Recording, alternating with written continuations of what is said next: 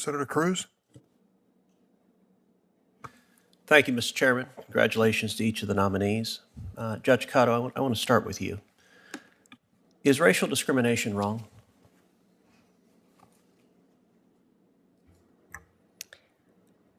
Senator, our Constitution prohibits race discrimination, discrimination on the basis of race. Okay, let me ask again, is racial discrimination wrong? Senator, as a judge, I don't deal with issues of morality or whether something... So you have no views on whether it's right or wrong? Senator, because that is an issue that is frequently litigated before the courts, pursuant to Canon 3 of the Code of Conduct. Okay, so why does the Constitution prohibit racial discrimination? Senator, I think it's part of our Constitution and this nation's history of aiming for equal justice and treating people, regardless of any protected class status, equally and fairly. So discriminating based on race violates, I think you just said, our Constitution's history of aiming for justice. Is that a fair characterization? Senator, our case law, if you're talking about race discrimination under the law, yes, pursuant to Supreme Court precedent, race discrimination under the law is prohibited. So you and I are both graduates of the Harvard Law School. We were there at the same time. I don't think we crossed We did not. As you know, our alma mater is currently before the Supreme Court for its longstanding practice of discriminating against Asian Americans. And many top universities across the country have vicious discrimination policies against Asian Americans. They are reminiscent of the quotas against Jews that we saw these same schools impose in the 1950s. These schools believe that Asian Americans have been too successful academically, and that if they allow students to compete based on merit, they'd have too many Asian Americans. And accordingly, Harvard and Yale and a number of other top schools in this country explicitly and brazenly discriminate against Asian Americans. Does that practice concern you? Senator Cruz, as you know, the Supreme Court recently granted cert in the case to which I think you're referring. Yes. And therefore, pursuant, again, to Canon 3, I am Okay, so you're going to decline to comment, so let's not talk about that case, but let's talk about what you've written. You know, I have to say I was astonished. Senator Grassley asked you about this article you wrote in law school, and your response was, well, gosh, I haven't read that. In my experience, when people are nominated to be a judge, they do some preparation. Did you not reread it in preparation, or did the Biden team tell you don't read it because you don't want to answer questions about it? Senator, I read it, but again, the question that Senator Grassley... Okay, good. So you read it, so let's talk about it.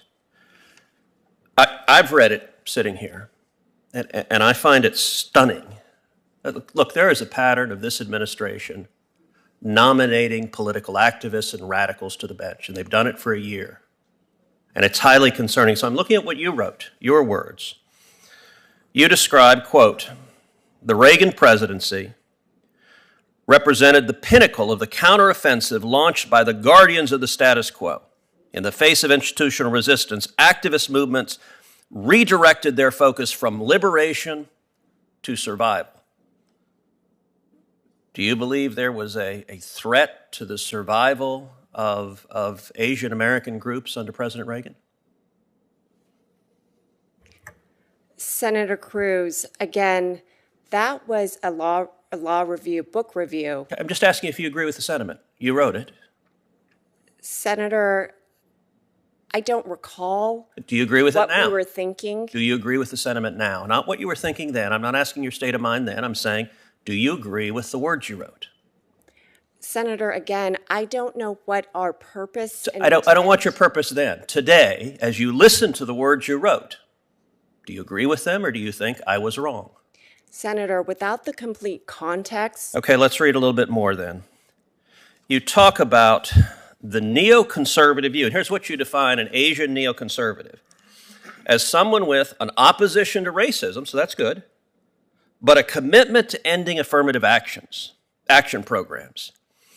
And you write, quote, "The neoconservatives' narrow vision of success currently threatens to impose divisions within the Asian American community and among different ethnic groups. Emphasizing personal achievement and success as measured by the status quo, the Asian American neoconservative fails to acknowledge the shared history of oppression and then ties their individual success to the survival and liberation of all oppressed peoples." Judge Cotto, as I read this, what you're saying, and if you will permit me to use a more common vernacular, you're saying that to be sufficiently woke, an Asian American must support policies that discriminate against Asian Americans. I got to tell you, that doesn't make sense. Is my reading of what you wrote incorrect? Senator Cruz, again, we are talking about something that I wrote when I think I was a 23-year-old But do you agree with it student. today? I'm not asking what you thought then. I'm saying today, as you sit here, as the Senate is considering you for a lifetime appointment as a judge, do you agree with what you wrote that Asian Americans, to be sufficiently liberated, must support discrimination against Asian Americans? Senator, without the complete context of that particular quote that you've excised, I read it to you. I cannot give you whether my opinion today, whether or not I agree with what I said as a 23-year-old law student. I would have to review the entirety. But you said you did review it before this hearing, right? Senator, Correct? I reviewed it briefly. This was quite some time ago, over 25 years. It's a very short article. It's about 6 pages. I co-wrote it with a classmate of mine. Senator Hawley. Thank you very much, Mr. Chairman. Congratulations to the nominees on your nominations. Thanks for being here. Ms. Cotto, let me start with you, if I could. Judge Cotto, you were quoted in a 2002 LA Weekly article, and I've got it here, about an effort by federal law enforcement officials right after 9/11 to prosecute individuals who had fraudulently obtained security clearances at airports. The article says that at the time, 563 people had been arrested in this particular government prosecution effort. Many of them were illegal immigrants, and they'd been charged with a number of crimes, including false presentation of a Social Security number, false use of Social Security cards, falsely claiming to be a U.S. citizen. You said in the article, this is why you appeared in it, something that I find peculiar, and I want to give you a chance to explain it. You say, these are people who haven't done anything wrong.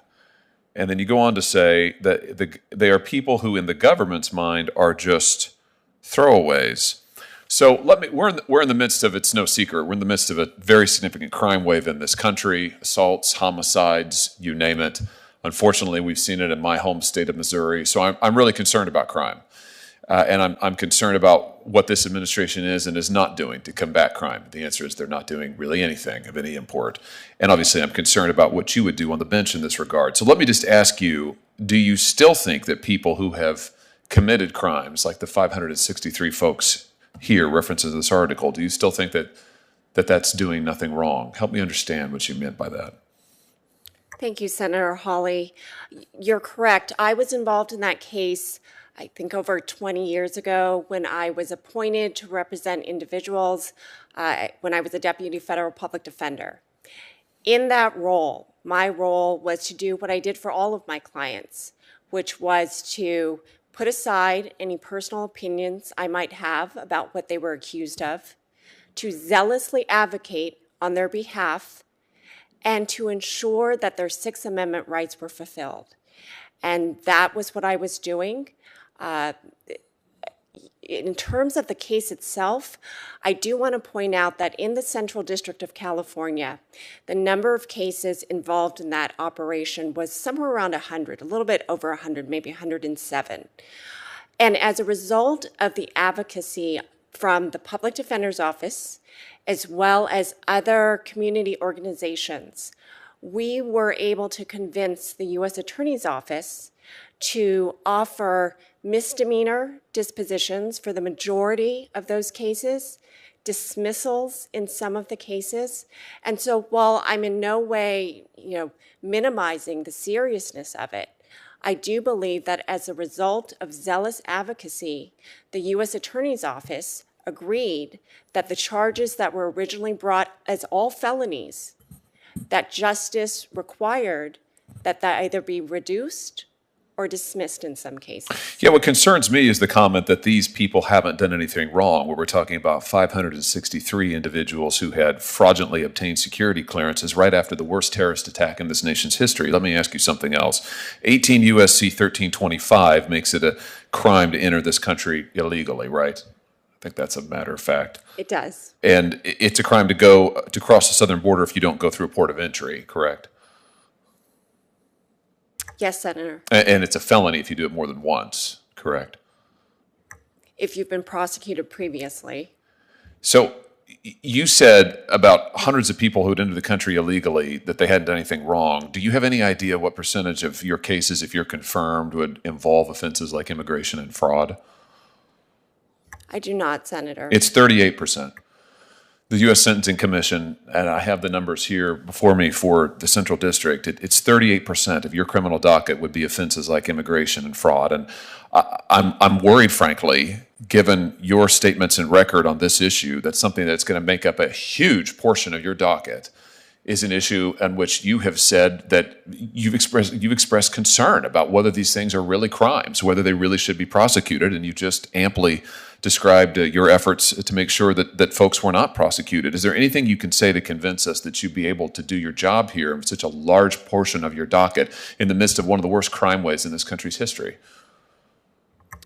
Thank you, Senator Hawley. Again, the statements and the advocacy that I engaged in were when I was serving in my role as a deputy federal public defender. Have you changed your view since then? Is that what the implication? My role has changed. For the past 7.5 years, I've served as a sitting United States magistrate judge, and my record demonstrates that I was able to put aside my advocacy role, and now my role is solely one where my duty of loyalty is to the law and the law alone. So you would say about your previous comments that these people haven't done anything wrong, you disagree with that now. You acknowledge that violating the law, presenting false clearances at airports, fraud, illegal immigration, that those are in fact crimes. Senator, number one, as former counsel to those individuals, it would be inappropriate for me to make the type of statement that you are requesting. No, I'm requesting that you clarify your view, which you made to a newspaper. You didn't make it in court. You made it to a newspaper. And I'm asking you to clarify whether you think that these people haven't done anything wrong, and in particular, the crimes that they were accused of. Are those things crimes or not? Are they serious or not? And you suggested to me now, you've said several times, well, that was in a past role, which suggests that you think that your views have changed. I'm just trying to understand where you're actually coming down on this. Senator, as I've stated, those statements were made in the course of my advocacy work. I currently sit as a United States magistrate judge where I'm no longer an advocate. Those are very different roles, and I understand that. And I've performed my role as a sitting United States magistrate judge for the past 7.5 years. One last question, Mr. Chairman. In Judge Cato, you were a member of Cato, sorry. You were a member of the California Attorneys for Criminal Justice, which describes itself as an advocate for an end to the death penalty. Do you agree with the Supreme Court's ruling that the death penalty is constitutional and always has been constitutional? Senator Hawley, I'm aware and I'm bound by the Supreme Court decision wherein the death penalty has not been ruled unconstitutional. So that's a yes. I agree with the Supreme Court, absolutely. Thank you, Mr. Chairman. Is it Judge Cato or Cato? Judge Cato. Cato. Thank you. Judge. You're going to be on Southern District in New York, if confirmed. Is that right? Central District of California. Central District. I thought there were two of you that were going to be on the Southern District in New York. No? Okay. All right.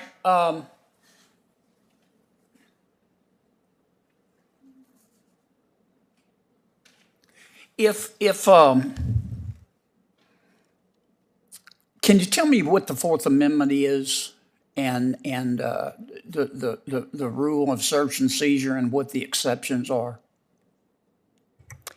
Thank you for that question, Senator. The Fourth Amendment prohibits search or seizure without a warrant. And the exceptions to it? The exceptions are quite numerous, so I certainly wouldn't be Just able give me to a give couple. border search, exigent circumstances. Off the top of my head, I can't give you the full list, but there are quite a few. Okay, suppose California said, look, we appreciate the guidance of the U.S. Supreme Court on the warrant requirement and the exceptions, but we're not going to follow the exceptions here in California. If you want to arrest somebody, you better have a warrant. Can California do that? Senator, it would be contrary to the Code of Canon, specifically Code of Conduct, specifically Canon 3, for me to give an opinion on a hypothetical like that. Come on, Judge. Don't dodge my question. This is really basic constitutional law. Can California decide it's not going to follow the exceptions to the warrant requirement? Certainly, Senator, if California decided to do that, I would imagine it would be an issue that would be litigated. I would imagine too, but who's going to win if they litigate it? Well, Senator, the first issue would be that pursuant to the Pullman abstention doctrine, that would be the type of issue that a federal court would defer to the state to allow the state to decide in the first instance whether or not it could perhaps be resolved. Suppose the state did it. This is what I'm getting to. Suppose that California said, we appreciated Supreme Court. I'm way over. I'm sorry. You need to look that up. Okay, it's pretty basic. Sorry, Mr. Chairman, I'm sorry. No, you're, First, I'm interested in how you might read Constitution and statutes. California's district courts can see a number of constitutional cases. Kind of two related questions. First, and I'm going to ask both of them at the same time, kind of your view of the term living constitution. And second, do you believe that the meaning of a statute can change over time?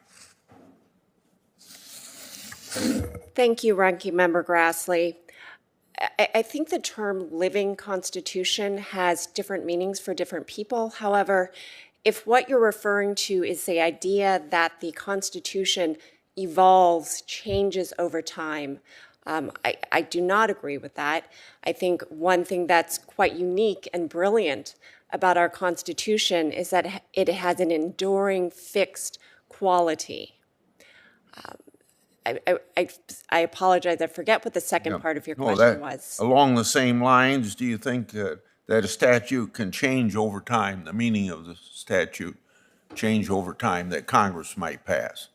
Senator Grassley, the way that I approach statutory interpretation is I first start with the text of the statute. If it is clear and unambiguous, my analysis stops there. If, however, it is unclear or ambiguous, I would then go directly to Supreme Court and Ninth Circuit precedent to see how those courts have interpreted the statute at issue. In the rare occasion where there was no such authority, I would look to persuasive circuit courts from other circuits. I would also look at how the Supreme Court and the Ninth Circuit, what types of methods of interpretation they used in analyzing similar statutes. And last, I would go to canons of construction if none of the other avenues that I've just laid out provided sufficient guidance. Thank you very much. Now to Judge Sykes. As a state court judge, you've written several opinions interpreting statute. In your decisions, you've discussed precedent, the text of a bill that was written by the legislature. You've also argued that policy reasons and legislative history can support reading statute in a certain way. For example, in one case, you dissented and argued that your colleagues should have, quote, provided a policy reason, end of quote, to support that interpretation. how should a federal judge weigh policy considerations when interpreting statutes? Thank you, Ranking Member Grassley. In regards to a federal judge, and I would take the same approach in regards to what my colleague, Judge Cato, just indicated in regards to statutes. Of course, the legislative history is the very last thing to look at. The first thing to look at is the precedent. In our court would be the Ninth Circuit, it would also be the Supreme Court, and follow that precedent. If there was no precedent, of course, then I would look to other canons of construction as well, and other similar statutes or similar interpretations from other circuits. And only if that was not available would I ever look to any type of legislative history. As far as policy considerations, I would look directly to the statute and to the language of the statute. And if it was clear what the statute meant and unambiguous, I would follow that direction. Okay, back to Judge Cato. When you were in law school, you co-authored a book review about Asian American activism. You gave the book's definition of what it means to be an Asian American neoconservative, but you also wrote your own definition in a footnote. You said that instead of attributing their success to progressives, neoconservatives have internalized the dialogue of oppressors. I'm wondering if you still believe that neoconservatives are people who have internalized the dialogue of oppressors. Thank you, Ranking Member Grassley.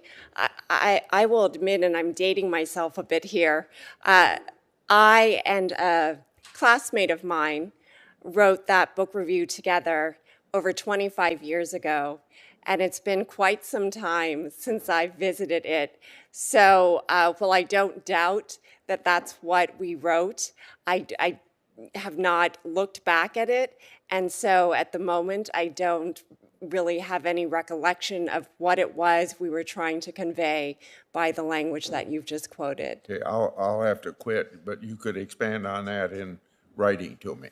Of course, thank Thank you. you.